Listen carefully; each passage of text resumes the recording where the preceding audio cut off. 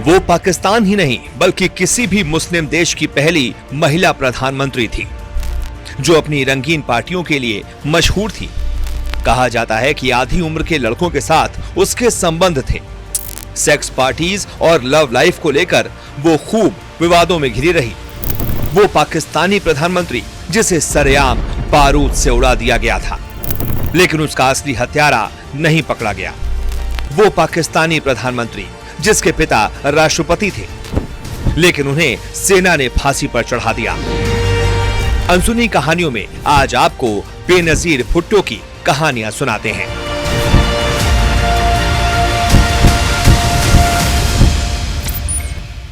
Pakistan peoples party के नेता और किसी भी मुस्लिम देश की पहली महिला प्रधानमंत्री बनने वाली बेनजीर भुट्टो अपनी रंगीन पार्टियों के लिए काफी मशहूर रहीं। महज 35 साल में 1988 में पाकिस्तान की पहली और इकलौती महिला प्रधानमंत्री चुनी गईं। पाकिस्तान की माइंडेड और मॉडर्न पॉलिटिशियन की छवि रखने वाली बेनजीर के बारे में कहा जाता है कि आधी उम्र के लड़कों के साथ उनके संबंध थे। लंदन बेस्ड राइटर रोशन मिर्जा ने अपने खिताब में बेनजीर भुट्टो के बारे में दावा किया है कि भुट्टो और मोरक्कन गोगो बॉय के बीच फिजिकल रिलेशन थे। इतना ही नहीं, उन्होंने अपनी किताब में दावा किया कि बेनजीर और अमेरिका में पाकिस्तान की राजदूत रही शेरी रहमान सेक्स पार्टीज आयोजित करती थी। किताब में रोशन ने दावा किया कि मोरक्कन के रहने वाले उमर के साथ बेनजीर की फिजिकल रिलेशन थे। उमर की उम्र बेनजीर से आधी थी।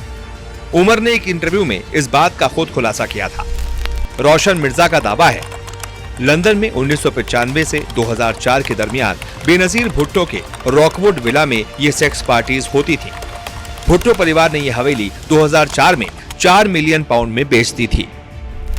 रोशन मिर्जा का दावा है कि बेनजीर भुट्टो के कई मर्दों के साथ फिजिकल रिलेशन थे। लेखक का दावा है कि भुट्टो दुबई और इंग्लैंड में बड़े आराम से प्राइवेट सेक्स पार्टियों का हिस्सा बनती थी। शेरी रहमान ही बेनजीर और हाई क्लास की महिलाओं के लिए खास प्राइवेट तौर पर ऐसी पार्टियों का इंतजाम करती थी। दावा है कि इसमें पत्नियां और गर्लफ्रेंड्स की अदला बदली होती थी। 21 जून 1953 को कराची में बेनजीर भुट्टो का जन्म एक जमींदार परिवार में हुआ। उनके पिता जुल्फिकार अली भुट्टो पाकिस्तान के 9वें प्रधानमंत्री और मुल्क के 4थे राष्ट्रपति रहे। राजनीति का ककहरा बेनजीर ने अपने पिता जुल्फिकार से ही सीखा। बांग्लादेश युद्ध के बाद 1972 में जब शिमला समझौते के लिए जुल्फिकार भारत आए, तब बेनजीर भी उनके साथ थीं। लेकिन 1975 में जुल्फिकार अली भुट्टो को प्रधानमंत्री पद से हटा दिया गया और 4 साल बाद फांसी पर चढ़ा दिया गया। बेनजीर के पिता पर राजनीतिक प्रतिद्वंदी की हत्या का आरोप लगा। इसी के चलते उन्हें फांसी की सजा सुनाई गई। दरअसल जुल्फिकार अली भुट्टो को सेना बिल्कुल भी पसंद नहीं करती थी। जुल्फिकार देश में तानाशाही और मजहबी कट्टरवाद के खिलाफ आवाज उठाते थे, जो सेना को नागवार गुजरता था। ऐसे में जनरल जियाउल हक के शासनकाल के दौरान उन्हें अप्रैल 1979 में फांसी पर चढ़ा दिया गया। ये दौर भुट्टो परिवार के लिए बेहद मुश्किल भरा रहा। पिता की मौत के बाद 1 साल भी नहीं बीते थे कि 1980 में बेनजीर के भाई शाहनवाज की फ्रांस में रहस्यमयी तरीके से मौत हो गई। इसके बाद 1996 में उनके दूसरे भाई मीर मुर्तजा की भी हत्या कर दी गई। भले ही बेनजीर भुट्टो पाकिस्तान की सबसे ताकतवर सियासी परिवार से ताल्लुक रखती थी, लेकिन वक्त और पाकिस्तानी सेना ने इतने जख्म दिए कि जिन्हें भरना बेहद मुश्किल था। लेकिन अपने हौसले से उन्होंने उन चुनौतियों को पार किया। पिता की सियासी विरासत को संभाला तो किसी भी मुस्लिम देश की पहली महिला प्रधानमंत्री बन गई, लेकिन बाद में वो सेना की साजिश का शिकार हो गई। पिता की मौत के बाद बेनजीर ने मां नुसरत भुट्टो के साथ पीपीपी की बागडोर संभाली। देश में लोकतंत्र की बहाली के लिए आंदोलन चलाया। इस दौरान जियाउल हक की सैन्य सरकार ने उन्हें बार बार गिरफ्तार कर जेल में डाला। 1979 से 1984 तक लगातार उन्हें घर में नजरबंद रखा गया।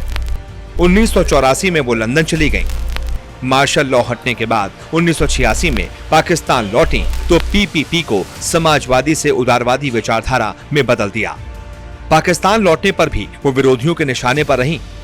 स्वदेश लौटने के बाद कराची में स्वागत रैली के दौरान आतंकियों ने उनके काफिले को निशाना बनाया, लेकिन वो इस हमले में बाल बाल बची। इसके बाद वो आक्रामक तरीके से पार्टी को मजबूत करने में जुट गईं। इसी बीच 18 दिसंबर 1987 को बिजनेसमैन आसिफ अली जरदारी के साथ उनका निकाह हुआ। ये निकाह उनके लिए बेहद भाग्यशाली रहा। दरअसल एक दशक के बाद पाकिस्तान में नवंबर 1988 में आम चुनाव हुए। चुनाव से पहले ही राष्ट्रपति जियाउल हक की विमान दुर्घटना में मौत हो गई, जिसका फायदा बेनजीर और उनकी पार्टी को मिला। चुनाव प्रचार के दौरान बेनजीर भुट्टो ने अपनी रैलियों में अलकायदा और अन्य आतंकवादी संगठनों को खरी खोटी सुनाना शुरू कर दिया। भुट्टो ने आतंकियों से निपटने में असफल रहने पर सरकार को खूब सुनाया, जिसकी वजह से भुट्टो लोगों में खूब लोकप्रिय हो गईं। नतीजे आए तो बेनजीर की पीपीपी ने सबसे ज्यादा सीटों पर कब्जा जमाया। 2 दिसंबर 1988 को बेनजीर ने प्रधानमंत्री पद की शपथ ली, लेकिन इस दौरान सेना से अनबन की वजह से जल्द ही उनके सरकार को बर्खास्त कर दिया गया। बेनजीर के कार्यकाल को 2 साल भी नहीं बीते थे कि भ्रष्टाचार का आरोप लगाकर उन्हें प्रधानमंत्री की कुर्सी से हटा दिया गया। बेनजीर सरकार पर भ्रष्टाचार और भाई भतीजावाद का आरोप लगा, जिसकी वजह से राष्ट्रपति गुलाम इशाक खान और पाकिस्तानी सेना ने तख्ता पलट कर दिया और भुट्टो के पति आसिफ अली जरदारी को सलाखों के पीछे डाल दिया। 1990 में प्रधानमंत्री की कुर्सी छीनने के बाद बेनजीर भुट्टो लोगों के बीच लोकप्रिय रहे। इसका अंदाजा इस बात से लगाया जा सकता है कि 1993 में जब चुनाव हुए तो फिर से भुट्टो की अगुवाई में पीपीपी को जीत मिली और एक बार फिर बेनजीर पाकिस्तान की प्रधानमंत्री बने। हालांकि इस बार भी भ्रष्टाचार के जद में बेनजीर फंस गई और सेना ने फिर से उन्हें प्रधानमंत्री की कुर्सी से हटा दिया, जिसके बाद उन्हें देश छोड़ना पड़ा। 1993 के चुनावों में जीत के बाद बेनजीर भुट्टो आर्थिक निजीकरण समेत कई फैसले ले रही थी, लेकिन उनकी सरकार अस्थिरता से घिरी रही। 1995 में सरकार से तख्तापलट की कोशिश की, लेकिन ये प्रयास असफल रहा।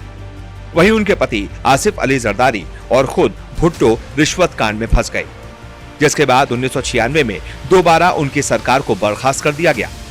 वहीं 1997 के चुनाव में पीपीपी को हार का मुंह देखना पड़ा। सेना से बचने के लिए 1998 में भुट्टो देश छोड़कर चली गईं। अगले 1 दशक तक उनका गुजारा लंदन और दुबई में हुआ। लंदन में नवाज शरीफ के साथ डील होने के बाद 2007 में पाकिस्तान वापसी हुई, लेकिन देश लौटते ही उनकी हत्या हो गई। दरअसल स्वदेश वापसी के बाद उन्हें कई बार निशाना बनाया गया। 19 अक्टूबर 2007 को उनकी रैली में धमाका हुआ, जिसमें 139 समर्थक मारे गए, लेकिन बेनजीर बच गईं। लेकिन 27 दिसंबर 2007 को एक बार फिर उन पर हमला किया गया, जिसमें उनकी मौत हो गई। उनकी हत्या को लेकर कई गंभीर सवाल भी खड़े हुए। पूरब की बेटी के नाम से विख्यात बेनजीर भुट्टो किसी भी मुस्लिम देश की पहली महिला प्रधानमंत्री थी। इतना ही नहीं, वह पाकिस्तान की भी पहली महिला प्रधानमंत्री थी और 2 बार चुनी जाने वाली पाकिस्तान की पहली महिला प्रधानमंत्री। लेकिन 27 दिसंबर 2007 को रावलपिंडी में बिलाल नाम के हमलावर ने भुट्टो पर गोलियों की बौछार कर दी। इसके बाद खुद को उड़ा लिया, जिसमें बेनजीर भुट्टो की मौत हो गई। हालांकि उनकी मौत को लेकर भी कई कहानियों की अब भी पाकिस्तान में चर्चा होती है। कहा जाता है कि बिलाल ने यह हमला पाकिस्तानी तालिबान के हुक्म पर किया था। इतना ही नहीं, पाकिस्तानी राष्ट्रपति रहे जनरल परवेज मुशर्रफ ने माना था कि बेनजीर की हत्या में पाकिस्तान का एस्टेब्लिशमेंट शामिल था। पाकिस्तान में एस्टेब्लिशमेंट या इंतजामिया का इशारा देश की मौत के लिए यानी पाकिस्तानी आर्मी के लिए किया जाता है। एक इंटरव्यू में परवेज मुशर्रफ से जब पूछा गया कि क्या एस्टेब्लिशमेंट के कुछ अराजक तत्व बेनजीर के कत्ल को लेकर पाकिस्तानी तालिबान के संपर्क में थे, तब मुशर्रफ ने जवाब देते हुए कहा, यह मुमकिन है क्योंकि हमारा समाज मजहबी तौर पर बटा हुआ है। ऐसे लोग उनकी हत्या का कारण बन सकते हैं। मेरे पास कोई तथ्य नहीं है, लेकिन मुझे लगता है कि मेरा अनुमान काफी सटीक है। एक महिला जो पश्चिमी देशों के लिए झुकाव रखती थी, ऐसे तत्व उन्हें संदेह से देखते थे। बेनजीर हत्याकांड पर पाकिस्तान के राष्ट्राध्यक्ष रहे परवेज मुशर्रफ के सनसनीखेज बयान ने साफ कर दिया था कि भुट्टो की हत्या में पाक आर्मी भी शामिल थी। गौरतलब है कि बेनजीर भुट्टो की हत्या के बाद पाकिस्तान में उनके समर्थक सड़कों पर उतर आए। जगह जगह चक्का जाम किया गया, आगजनी हुई। वहीं हत्या के कुछ हफ्ते बाद 5 संदिग्धों ने यह कबूल किया कि उन्होंने पाकिस्तानी तालिबान और अलकायदा की शह पर बेनजीर की हत्या में 15 साल के बिलाल की मदद ली। बेनजीर हत्याकांड में एतजाज शाह नाम के व्यक्ति की पहली गिरफ्तारी हुई थी। दरअसल पाकिस्तानी तालिबानी ने एतजाज को भुट्टो के कत्ल के लिए खुदकुश हमलावर के तौर पर चुना था। अगर बिलाल की कोशिश नाकाम होती तो एतजाज को उसका काम पूरा करना पड़ता। इसके अलावा गिरफ्तार 2 अन्य आरोपी रशीद अहमद और शेर जमान ने कबूला कि वो भी इस साजिश में शामिल थे। इस हत्याकांड में रावलपिंडी के 2 भाई हसनैन गुल और रफाकत हुसैन की गिरफ्तारी हुई, जिन्होंने कातिल बिलाल को हत्या से 1 रात पहले पनाह दी थी। हैरानी की बात यह थी कि आरोपियों के ये सारे कबूलनामे एक-एक करके वापस ले लिए गए।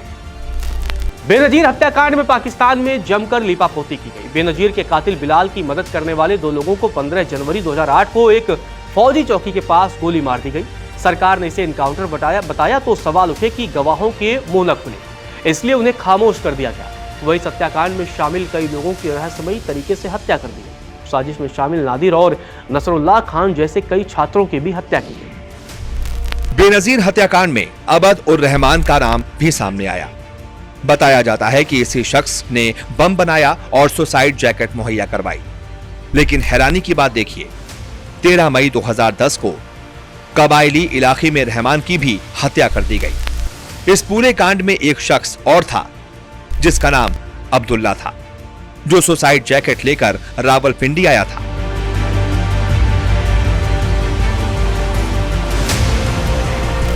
बेनजीर भुट्टो के बचपन की बात की जाए तो बचपन में वो अंग्रेजी भाषा ही बोलती थी, लेकिन मां ने उन्हें फारसी सिखाई। बचपन में उनकी शुरुआती पढ़ाई कराची के लेडी जेनिक्स नर्सरी स्कूल से हुई। इसके बाद कराची के Jesus and Mary convent school से आगे की पढ़ाई हुई। बाद में उन्हें मुर्री भेज दिया गया, जहां boarding school Jesus and Mary convent में एडमिशन हुआ। दिसंबर 1968 में उन्होंने ओ लेवल परीक्षा पास की। बाद में पढ़ाई के लिए विदेश चली गईं। भुट्टो ने प्रतिष्ठित हार्वर्ड विश्वविद्यालय और ऑक्सफोर्ड यूनिवर्सिटी से पढ़ाई की है।